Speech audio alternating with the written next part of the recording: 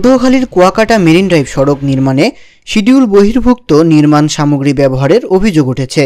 স্থানীয়দের অভিযোগ, ইটের খোয়ার ওপরে প্রাইম কোড না দিয়েই ধুলাবালির ওপরে বিটুমিন ঢালছে ঠিকাদারি প্রতিষ্ঠান। 5 কিলোমিটার দীর্ঘ সড়কটিতে 16 ফুট প্রস্থ ও 40 মিটার কার্পেটিং থাকার কথা থাকলেও তা মানা হচ্ছে না বলেও অভিযোগ রয়েছে। 9 কোটি 61 লাখ টাকা ব্যয়ে বরিশাল বিভাগের গুরুত্বপূর্ণ সড়ক প্রস্তুতকারক প্রকল্পের আওতায় কাজটি করছে বরেন্দ্র কনস্ট্রাকশন। কুয়াকাটার 0 পয়েন্ট থেকে ধোলাই বাজার পর্যন্ত এই সড়কটি স্থানীয়দের দীর্ঘদিনের দাবি ছিল। দীর্ঘদিনের প্রত্যাশিত এই সড়কের এমন নির্মাণ কাজে ক্ষোভ প্রকাশ করেছে এলাকাবাসী। লিকুইড না দিয়েও তারা পেজ দিছে।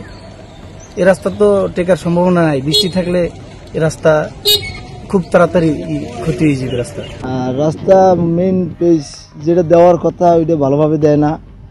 এটা হলো আপনার এই যে বালুর ভিতরে দেয় প্রথমবার তেল, এরপরে এই পাতা ছাতার ভিতরে এরা মাইরে দেয়, যা আছে ওই উপরে এটা ঝাড়ু দেওয়া লাগে, অনেক কাজ বাজ করা লাগে, কিন্তু করে না কিছুই, শুধু কাজ চালাই যেতেছে। বাধা অনেক দিচ্ছে, অনেক ছবি তুললেও ছাড়ছে ফেসবুকে, কোনোটি আমরা ঠেকাইতে পারতেছি না, কাজ এরা চালাইতেছি।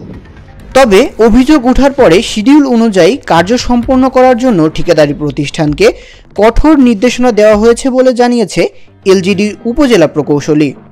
তো আমি গতকালকে দুপুরে সাইটে গিয়ে কিছু সময় কাজ বন্ধ রেখে ঠিকাদারের যে সমস্ত লোক আছে যারা কার্পেটিংয়ের সাথে সংশ্লিষ্ট তাদের সাথে আমি কথা বলছি। তো আপনার যে রাস্তা যতটুকু পরিমাণে কার্পেটিং হয়েছে, আপনারা জানেন যে আমাদের এখানে 40 মিলি ডেন্স কার্পেটিং ধরা, 40 মিলি 16 ফিট রাস্তা। তো আমাদের এখানে কার্পেটিং আমি মাপছি, তো বেশিরভাগ জায়গায় আমি ঠিক পাইছি, কিন্তু দু একটা জায়গায় আমি কম পাইছি। সেটা আবার আমি বলে দিচ্ছি যে এইটা দ্রুত রেকটিফাই করার জন্য ওটা কাজ যেন অ্যাকুরেট 100% হয়। কারণ আপনারা জানেন যে আমি আসলে কাজের ব্যাপারে ছাড় দিতে কখনো দেই না, বা আমি এর পক্ষপাতী না। আমি সবসময় সেই কাজ 100% অ্যাকুরেট হয়। তো সেভাবেই আমি গতকালকে ইনস্ট্রাকশন দিয়ে আসছি। দ্রুতই শিডিউল অনুযায়ী দীর্ঘদিনের প্রত্যাশিত এই সড়কের নির্মাণ কাজ শেষ হবে, এমনটাই প্রত্যাশা স্থানীয়দের।